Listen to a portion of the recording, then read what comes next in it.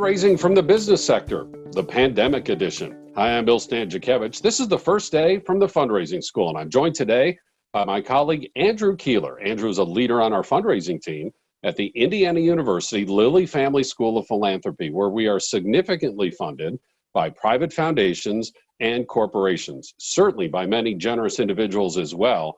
And the success we've had in the foundation and corporate side is largely responsible to Andrew Keeler's good work and leadership of that aspect of our college's fundraising. So, Andrew, thank you so much for being with us on this podcast that is viewed and listened to by fundraisers across the United States and across the world. And before we dive into the particulars of the pandemic, I'd like to ask you to just, what are some of the general aspects of fundraising from the business sector, different from how we cultivate relationships with individuals or private foundations? Hi, Bill. I just want to say thank you for having me. I'm excited to be here today. So fundraising from the business sector is a little different. The businesses have different motivations than some individuals. Oftentimes they're in the business of making money, and so their motivations can be to help their bottom line, in addition to just being good community partners and good stewards. But similar to individuals, you would cultivate them and steward them and thank them for their gifts, just like you would any other donor. And so our colleague, Dr. Dwight Burlingame, who has literally written the book on fundraising from the business sector, often says in a capitalistic market-driven economy, businesses are in business to make money, not give it away. And when they give it away, they do so to help them make money. How do you approach that philosophically? How do you find that you're able to adapt to that thinking? Is there any uneasiness on your behalf in that thinking, knowing that, as you're thinking about businesses, part of their charitable giving motive could be their profitable bottom line? Yes, I think that's certainly the case. And you have to find that win-win, that alignment between you and your organization and the company.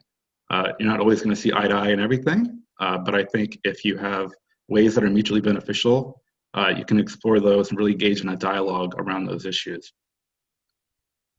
And one of the key aspects there is to have a gift acceptance policy, identify your nonprofit's values, your nonprofit's motivations, and just as you would with individuals, Andrew, right, do so with businesses and pursue those businesses that are most aligned with your values.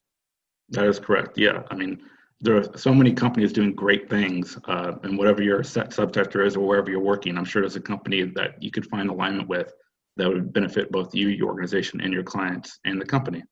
And that's a broad motivation. They're in business to make money, not give it away. When they give it away, they're doing so to help them make money. How do you see that play out in particulars, whether that's, public relations in front of customers, relationships with their own employees? What are some of the aspects that you see when you're either filling out that application that they have or in your conversation with corporate giving officers?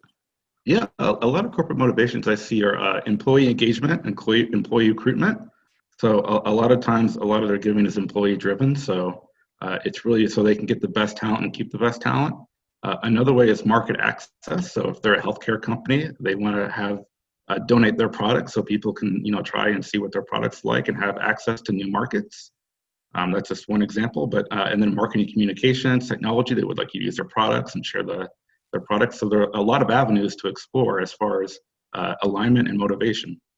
And that's well said. And in the course we teach, we also point out government regulations. Some industries more than others have very close relationships and regulatory relationships with local, state, federal government, and their charitable giving can tie into those relationships that they want to show those aspects of government that they're being a good corporate citizen. Andrew, that's an excellent overview. And I know we could even talk more about that, but we want to focus especially on the pandemic. What have you seen that is similar and what have you seen that is different in terms of fundraising from corporations in this environment with the pandemic? So I think a lot of the similarities are just similar things that you're facing at your nonprofit, moving online to a virtual environment. How do you keep your staff and your customers happy and your clients happy and engaged? And I think the motivations are also very similar, but it's also very industry specific. Right now, as I mentioned earlier, we have tech companies who are doing very well in this current environment, but you have other companies, maybe leisure hospitality, that are struggling a bit. And so they're doing different things depending upon their how they're currently situated in the market. I think one thing you're seeing is you're seeing a lot more focus on online volunteerism from nonprofits. So a lot of nonprofits are trying to engage employees they traditionally would engage them maybe in at galas or inviting them to events, but now you're seeing them kind of move online. And how do we engage a company's employees in a virtual online environment? And so it's been kind of new as well. And so when you do your research, as you would for a foundation, what are their guidelines? And even for a corporation, what are their guidelines? What do they especially like to give to? You talked about some industries are doing well, some industries are not doing so well. So what I take from that is lesson number one, if you could expand on this, please. Apparently, there's not just one economy. It sounds like there's a couple of three different economies that some corporations have really struggled. Some family-owned businesses flat out gone out of business, and that's so sad. Some industries are booming, and maybe some are just kind of somewhere in between. How has the pandemic affected how you research individual companies within this complexity of the economy due to the pandemic? Yeah, I think that's a great point. You got to know their priority areas. You got to know the company, and before you speak to them, really know them inside and out. I'm looking a little bit more into press releases than I have in the past, just to see what they're saying about themselves. Has been any guidance? Checking up on their stock price. Has it been up? Has it been down? Has it been very volatile? And then looking at any annual reports, sustainability reports that they have, and see if they have a new focus area. I think part of the pandemic has really shown some of the injustices and highlighted those in society. So you've seen a lot of companies speak on racial injustice, where they may have not focused on area before. So it's really just keeping researching them and knowing their priorities and see how they're adapting through public statements, through their stocks, and through any kind of other guidance they may have. Andrew, I'm curious if you've seen any difference over time, since the world became aware of this January, February, March, and pretty much in March, the whole world went into lockdown and has been in this quarantining environment ever since. Interestingly, the data show in the first 3 months of the pandemic, some of the most charitable giving was coming from the business sector.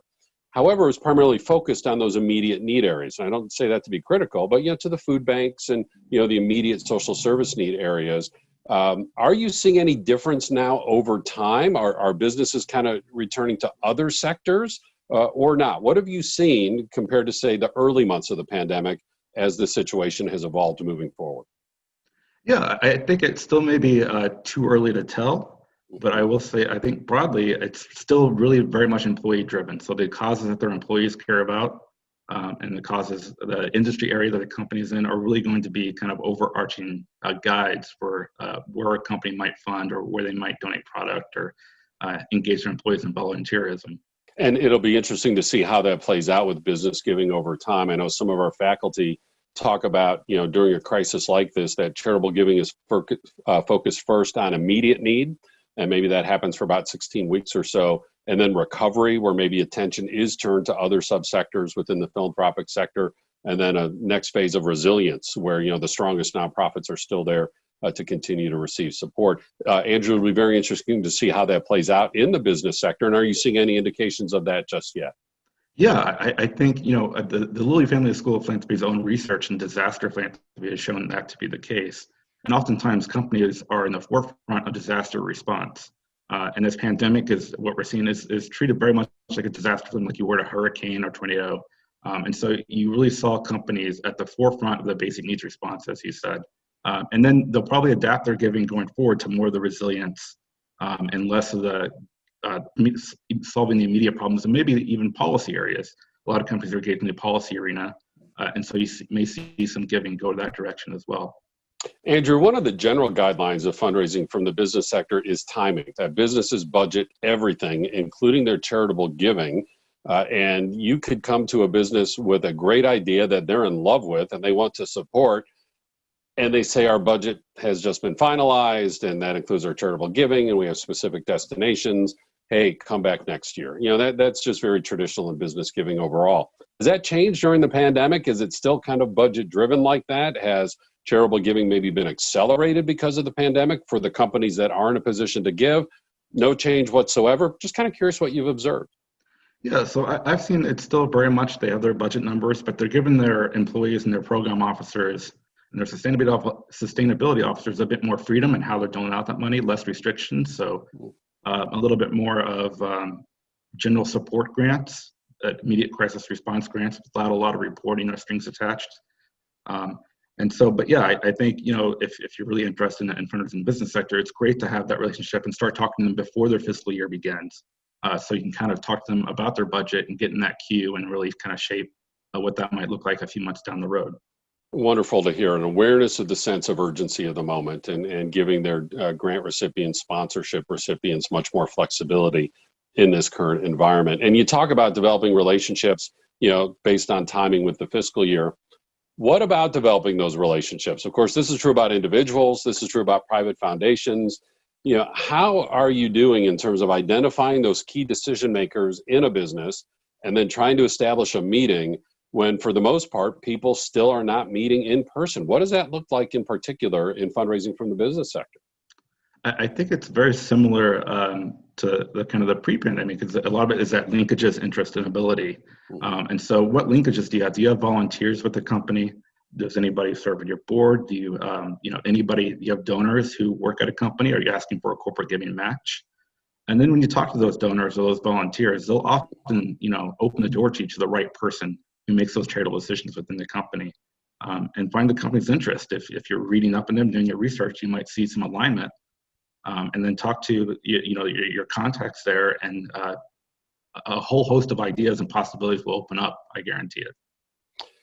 Andrew Keeler is a leader of the fundraising team at the Indiana University Lilly Family School of Philanthropy. And just amplifying his last point there, remember his encouragement earlier in this discussion to take your research to a deeper dive and a deeper level, including in the corporate sector that has adapted its giving practices to the current pandemic environment. And this is the type of information that is available through our courses at the Fundraising School.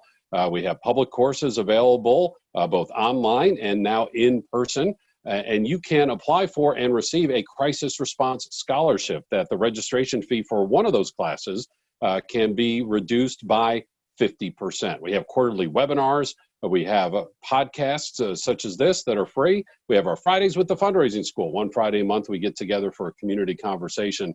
All this information is available online at philanthropy.iupui.edu/the Fundraising School, where you will also find out information about our custom training that we can tailor make especially for your nonprofit, your association, or your region. With Andrew Keeler, this is Bill Stanczykiewicz, and you are now more fully informed on this first day from the Fundraising School.